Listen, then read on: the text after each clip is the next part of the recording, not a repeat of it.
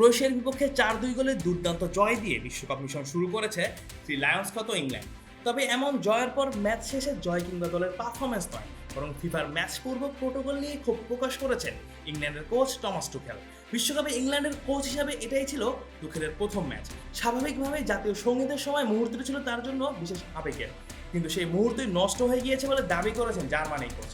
তার অভিযোগ, মাঠের ধারে ফটোগ্রাফারদের অবস্থানের কারণে জাতীয় সঙ্গীত চলাকালে নিজের খেলোয়াড়দেরই দেখতে পাননি তিনি। ম্যাচ শেষে সংবাদ মাধ্যমের মুখোমুখি হয়ে টুখেল সরাসরি ফিফার দৃষ্টি আকর্ষণ করেন।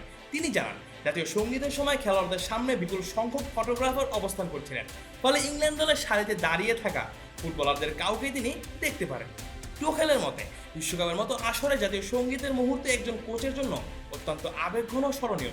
বিশেষ করে ইংল্যান্ডের মতো জাতীয় দলের দায়িত্ব নিয়ে প্রথমবার বিশ্বকাপের মঞ্চে দাঁড়ানো তার জন্য ছিল বহুদিনের স্বপ্ন পূরণের এক উপলক্ষ। কিন্তু সামনে ক্যামেরা ও ফটোগ্রাফারদের ভিড় থাকায় সেই অভিজ্ঞতা পুরোপুরি উপভোগ করতে পারেন।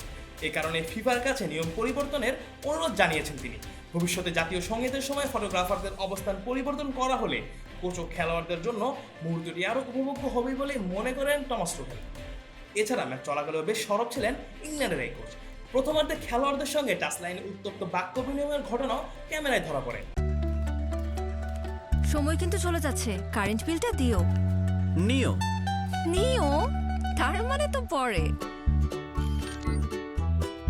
হাতে যখন নিও তখন বিল পে, ফান্ড ট্রান্সফার অথবা সেভিংস সবই হবে টেনশন ফ্রি। আপনি বলেন দিও, এমটিভি বলে নিও।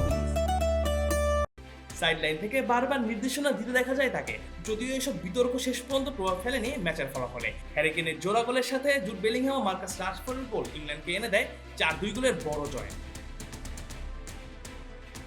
ফলে গ্রুপ পর্বের প্রথম ম্যাচে পুরো 3 পয়েন্ট নিয়ে মাঠ ছাড়ে টমাস টুখেলের শিষ্যরা। তবুও ম্যাচ শেষে আলোচনার বড় অংশ জুড়ে ছিল ইংল্যান্ড কোচের এই আক্ষেপ, কারণ বিশ্বকাপের মঞ্চে ইংল্যান্ডের কোচ হিসেবে প্রথম জাতীয় সঙ্গীত শোনার মুহূর্তটি তিনি কল্পনা করেছিলেন একভাবে। তবে বাস্তবে যা ফিকে হয়ে গিয়েছে ফিফার বর্তমান প্রোটোকলের কারণে। Mujahidul Islam Zahid, on field.